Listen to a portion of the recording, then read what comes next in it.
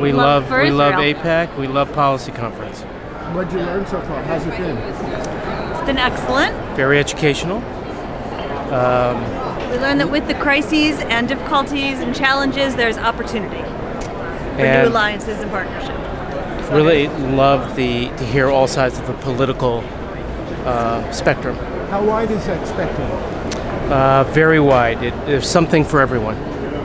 So you think it'll be 1 or 2 states? How does that look? I think it'll be 2 states. I think, from my opinion, only my opinion, the comments about one-state solution is strictly a negotiating point. So when it gets down, when the rubber hits the road, the big compromise will be 2 states. But if you have 2 states, how can you have it in such small little pockets? No, I don't expect that. No, I expect it to be primarily. You have to understand that this whole thing is so manipulated by the press, and Arafat had his opportunity all those years ago, and he walked away from it, and all it meant was a 3% change or 4% change in land swap, and there could have been peace. So all he had to do was admit to a 3% change, and there would have been peace? It was a very small change, but the problem is that's not what he really wanted. He walked away, and then you had an intifada. So he walked away because of the 3%, you're saying? No, he walked away because he only wants one state, a Palestinian state. But if a 2-state solution, one will be Palestinian. Yeah, so now it would be one, but there would be security guarantees involved. But I don't know how they're going to have peace there. If the Arabs can't get along with themselves, do they really expect them to have peace with Israel? Now, how much unity is there how much unity is there in Israel and in the? Israel is a democracy. Yeah. Now, in a democracy, everyone has a vote. That's right, and they have an opinion. And what about what's the opinion of the Palestinians? I don't really know. The Palestinians have been, unfortunately, from the time they're born, are taught to hate. They don't really know the whole story. So it's better not to allow them to participate in the democracy. No, I believe they should be. I think they should be part. But you have to understand, a vast majority of the Palestinians in Jerusalem have the right to vote, and they don't vote. They have a right to have an Israeli ID card and to be citizens of the state of Israel, and they don't do it. Why not? I can't tell you. I'm not a psychiatrist. I got to tell you the truth. I can't tell you why. Probably they're inbred brainwashing from the minute they're born about how bad the Jewish people are. So, how good are the Jewish people? I think we have good people. We have bad people. We have Einstein and we have Madoff, but we all represent the Jewish people. And in any society, we're not any different. But this is the only homeland for the Jewish people, our homeland. And we have to stay very strong, no matter what our political feelings are. In America, we've got to stand behind Israel and stand behind the wishes of the majority of Israelis. Thank you so much. AIPAC, the Israeli Supreme Court, is an Arab. The head of Hadassah emergency room care is an Arab physician. Arabs dominate professional health care in Israel. Dentists, doctors. So we had a black. They're in the Knesset. They're joining the Israeli army. And there are 50 laws of discrimination against Palestinian citizens in Israel with regard to education. Come with us. I don't want. They're recording you. I don't know why. Thank you for spending Gay is into hay. Nice to talk to you. Thank you. Boy, their security comes and tells them not to talk to us. I know.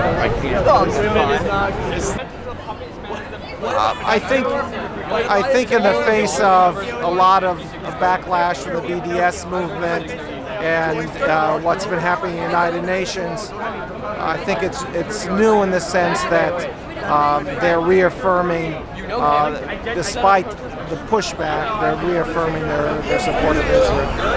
So, what's the pushback of the pushback? Pushback and the pushback is Nikki Haley in the UN is not going to allow Israel bashing any longer, and she made some very strong statements there. When Resolution 2334 happened and the U.S. abstained, to see that happen was not only embarrassing, it was hurtful. And so what I can tell you is everyone at the United Nations is scared to talk to me about Resolution 2334. Now, this BDS movement, how dangerous is it for Israel?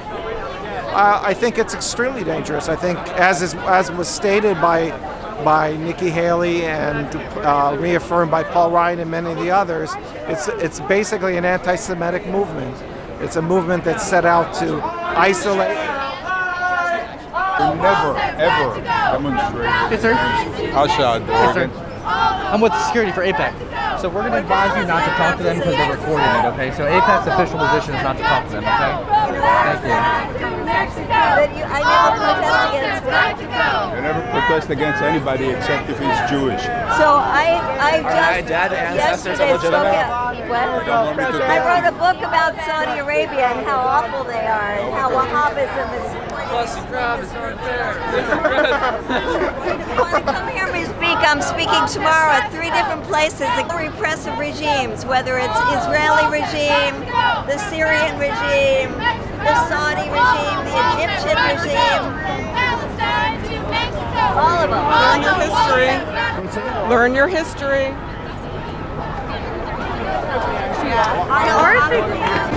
So what does this represent, the Israeli flag and Pinocchio? Because they're lying about Israel and we're giving them they're lying, so Pinocchio. I see. So, but when you're associated with Pinocchio, No, that's their answer to Code Pink. The students put this up, their answer to Code Pink is that we're supporting Israel, they're lying about Israel. I know you have to explain it because it might be misinterpreted. I know, yeah, I thought this was with the demonstrators. So what is the big lie? The big lie? Apartheid? Apartheid. So how does that, why do they call it apartheid? Yeah. I can't think into their brains, Code Pink. I don't know. I can't think into their brains. I don't want to talk for them. I don't represent them. But it's a lie. They probably never been there. Never been to Israel.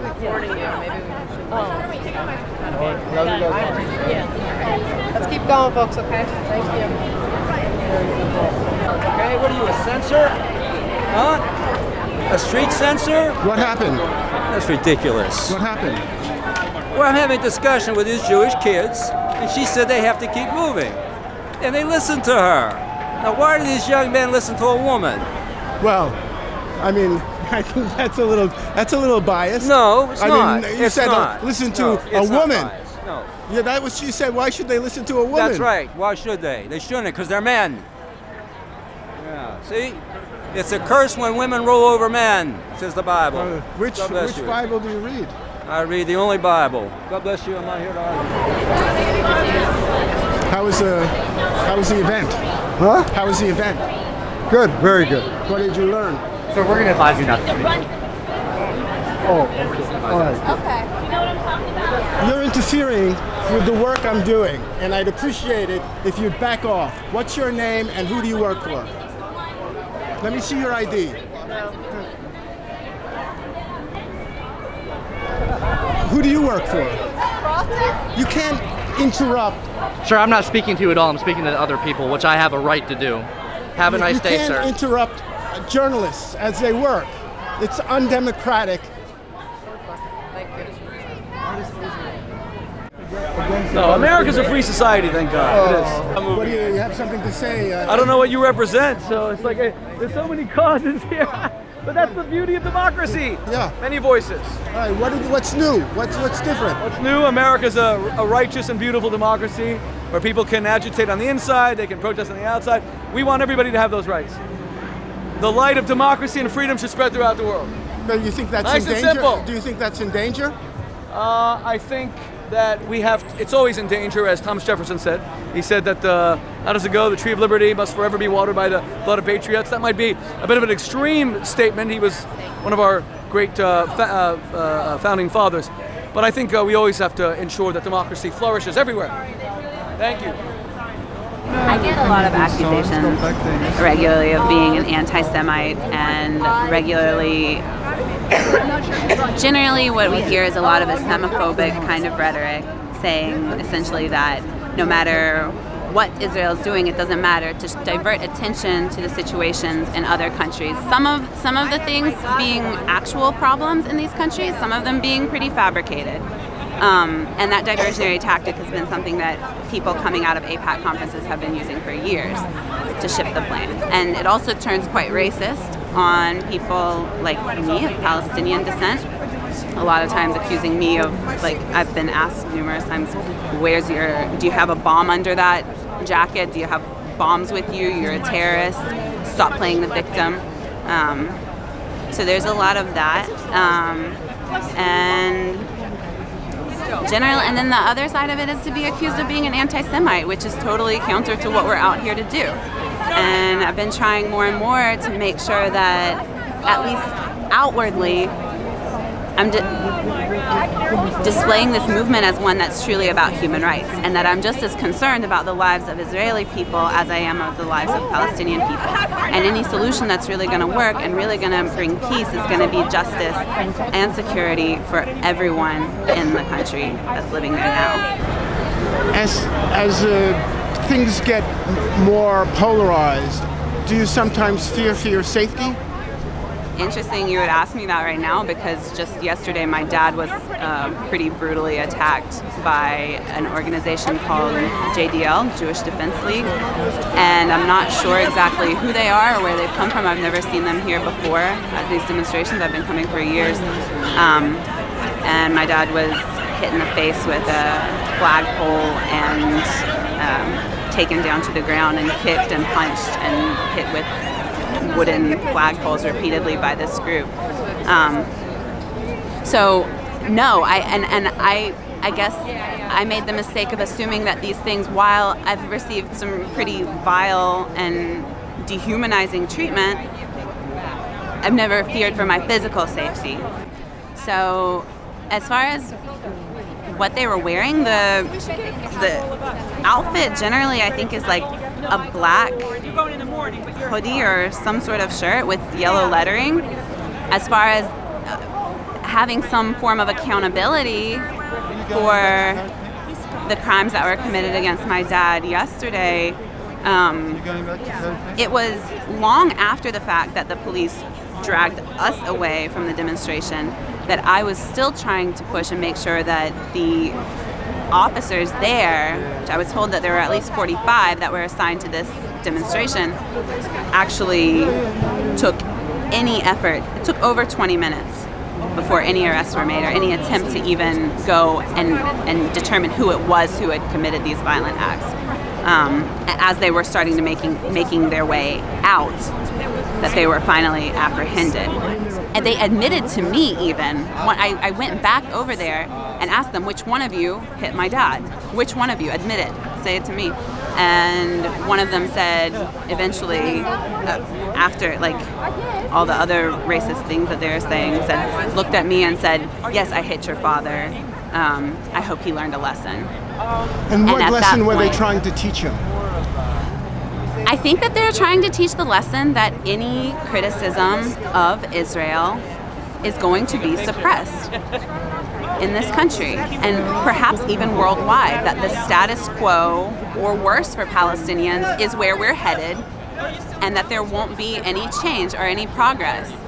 Anyone who's voicing criticism or dissent is at risk, if not to be silenced, to be verbally attacked, or physically attacked. How is his condition now? Now, I think he's doing well. He's really strong about the whole thing. He's clearly in a lot of pain. His eye required over 13 or 15 stitches. He's got bruising on his head, on his face. His lip is busted. He has bruises. One particularly bad kick I think he got on the back. They were using sticks. It looks from the video like that there are at least 5 or 6 who are actively hurting him, and I guess the rest of the group is really kind of providing some sort of insulation between the people who are trying to be there peacefully and this JDL group. And what will happen to them? Or will they be charged with terrorism? My speculation, at the very least, I would think that this would be triable as a hate crime. Yeah, because, a 55-year-old Palestinian man walking quietly through a crowd, I can't imagine. I suppose your father is well known. They selected him for some reason. I mean, because he's well known, or he's. I think honestly he was just in the wrong place at the wrong time. I think this group is one that is ready for violence when they have the opportunity. It looks as if it's pretty organized, and like my dad said, you know, it's really uncommon, even in the course of a beating like that, for someone to take a big stick and shove it into your face. Like, that takes a level of violence that's not an ordinary snap reaction, I think.